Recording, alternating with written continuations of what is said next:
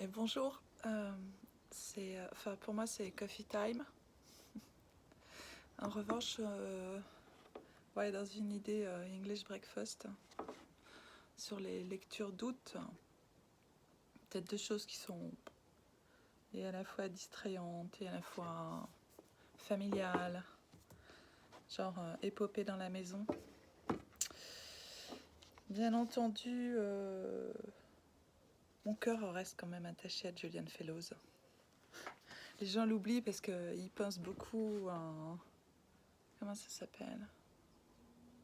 Downton Abbey. C'est revenu. Enfin, vraiment, moi j'ai beaucoup aimé Downton Abbey, c'est certain. Mais c'est que bien avant, Julian Fellowes avait écrit et était le scénariste, avec son épouse par ailleurs. Belgravia rappelle d'ailleurs le statut indispensable de l'épouse. À ma femme Emma, sans laquelle rien dans ma vie ne serait tout à fait possible. Oh, il est un super ce mec. Oui, donc Gosford Park, bien avant les séries et la partie visible, connue du travail de Julian Fellowes. Et si vous avez envie de regarder un film, non vraiment un film masterpiece, quoi, quelque chose qui tient la route, quelque chose qui est habité, quelque chose qui est écrit, caricaturisation des personnages juste fabuleuse. Gosford Park, et puis vous regarderez le réalisateur aussi, et vous en regarderez d'autres, des films de ce réalisateur, et c'est bien souvent des portraits de société. C'est extraordinaire. Donc voilà, j'ai revu Magnolia aussi il y a peu de temps, mais c'est toujours tellement ça tient la route, quoi, que on est émerveillé. Ouais. J'avais une amie qui me demandait qu'est-ce que je cherchais un peu dans mes relations aux autres, l'émerveillement. Ouais, en dessous, ça m'intéresse pas tellement, mais c'est pas le temps en fait. C'est la littérature me happe, le cinéma me happe, la peinture, tout ce qui est artistique, sensible, ça me happe, ça me prend l'âme, ça me prend le cœur. Donc du coup, en dessous du merveilleux, en deçà du merveilleux, j'ai pas tellement de demande à l'univers pour le en dessous. Voilà. Donc je vais vous lire le tout début de Belgravia. Bien entendu, on peut lire en anglais aussi. Pas mal ça. Julian Fellowes, Belgravia, 10-18. Le bal avant la bataille.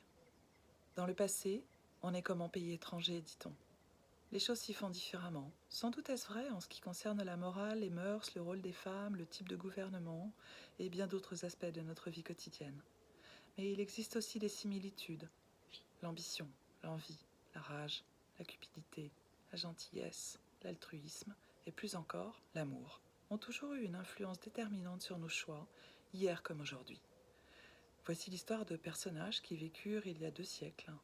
Pourtant, les désirs, rejets et passions qui les animèrent ressemblent pour beaucoup aux nôtres, tels que nous sommes dans l'époque où nous vivons. En juin 1815, Bruxelles paraissait en fête, entre les marchés en plein air où de nombreux badauds circulaient au milieu des éventaires bariolés et les cabriolets roulant bon train dans les rues pour ramener ces dames de la haute société au dernier rendez-vous mondain, escortées de leur charmante progéniture. Qui se serait cru à la veille d'une guerre, dans la capitale d'un pays qui avait été arraché d'un royaume pour être annexé par un autre 3 mois plus tôt? Oui, qui aurait pu imaginer que Napoléon était déjà en marche et qu'il pouvait à tout moment établir son camp en bordure de la ville? Mais ces questions n'intéressaient guère Sophia Tranchard, tandis qu'elle fendait la foule d'un pas déjà fort décidé pour ses 18 ans. Comme toute jeune fille de bonne famille, en particulier en pays étranger, elle était accompagnée par sa femme de chambre, Jane Croft. Cette dernière avait 4 ans de plus que sa maîtresse. Pourtant, à les voir, c'était Sophia qui paraissait le mieux à même de protéger sa compagne d'éventuelles mauvaises rencontres. Elle était jolie, très jolie même, de ses beautés blondes aux yeux bleus, typiquement anglaises, mais au pli déterminé de ses lèvres, on voyait que cette jeune demoiselle avait le goût de l'aventure et qu'elle n'attendrait pas la permission de sa mère pour s'y lancer. Elle houspilla sa femme de chambre. « Dépêche-toi un peu, Jeanne, sinon il sera déjà parti déjeuner et la journée sera gâchée. » Elle était à cette étape de la vie que chacun traverse peu ou prou, lorsque c'en est fini de l'enfance et qu'un sentiment de fausse maturité vous donne l'impression que tout est possible, jusqu'à ce que l'entrée dans l'âge adulte prouve qu'en définitive, il n'en est rien. Je vous souhaite un très beau week-end du 15 août. C'est l'Assomption. Soyez grands. Des bisous.